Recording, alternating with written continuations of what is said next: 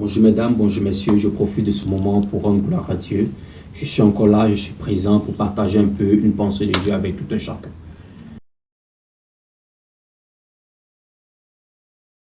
J'aimerais ce matin encore une fois de plus encourager les frères et les sœurs qui se donnent à fond dans l'œuvre de Dieu, qui se donnent à fond dans tout ce qu'ils font, qui se donnent à fond en entreprise, qui se donnent à fond dans la politique, qui se donnent à fond dans tout ce qu'ils peuvent. Aujourd'hui, je veux, par la grâce de Dieu, que nous puissions comprendre une pensée que Dieu a mis à mon cœur. Je voudrais exhorter tout un chacun à ce que nous ne puissions pas tuer nos leaders. Parce qu'aujourd'hui, nous avons cette facilité de tuer nos leaders, de tuer nos champions, de tuer nos héros. C'est pas bien. Lorsque David a combattu et qu'il a eu la victoire, Saül était roi. Mais les gens ont considéré quand même David. David avait eu la possibilité de pouvoir ôter la vie à Saül, mais il ne l'a pas fait. Aujourd'hui, dans nos églises, nous tuons nos héros. Il y a des gens qui ont laissé quelque chose à leur génération. Lorsque nous parlons des aînés, lorsque nous parlons des héros de la foi, lorsque nous parlons de toutes ces personnes qui ont lutté dans la vie, des hommes de Dieu dans toutes les nations, ont été des premiers à pouvoir permettre qu'il y ait un réveil. Mais aujourd'hui, nous prenons le temps de tuer nos responsables, de tuer nos héros, de tuer ces personnes qui ont un talent qui avance. Quand ils avancent un peu, on va trouver un petit défaut par-ci, par-là, on va trouver une faille par-ci, par-là, que ce soit un responsable, que ce soit un chantre, que ce soit un dirigeant, que ce soit quelqu'un, on cherche à tuer le talent. Encourageons les talents, encourageons les efforts que les gens font face dans la maison de Dieu. Encourageons le peu qui demande par la grâce de Dieu. Je crois que quelqu'un me comprend ce matin. Arrêtons de pouvoir toujours voir la bête, de pouvoir toujours voir une faille dans la vie des gens.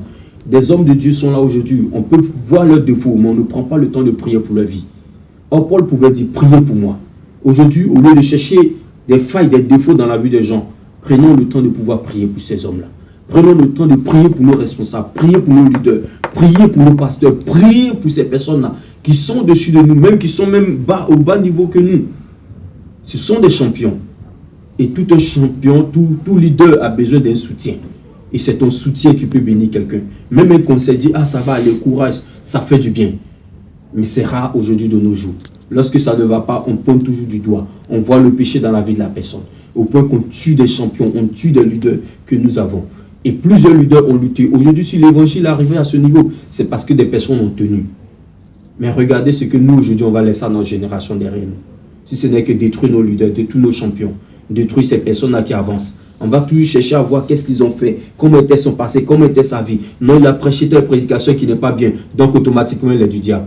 Il peut dévier de la volonté de Dieu. Mais est-ce que nous prenons le temps de prier pour cette personne? Est-ce que nous prenons le temps de chercher à la comprendre? Est-ce que nous prenons le temps d'approcher notre frère, notre soeur pour lui dire que Dieu t'aime et vraiment là, à ce niveau-là, il y a quelque chose qui ne va pas. Est-ce que tu peux corriger comme ça? On ne le fait pas.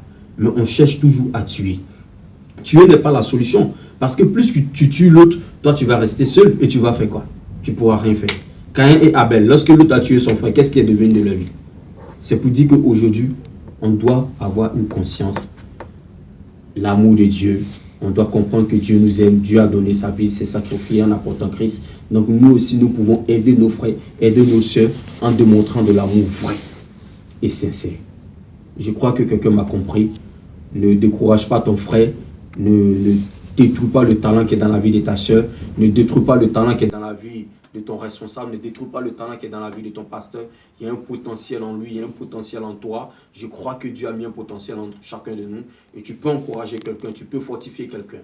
Que Dieu nous bénisse pour ce moment que nous avons passé dans la présence de Dieu. Amen.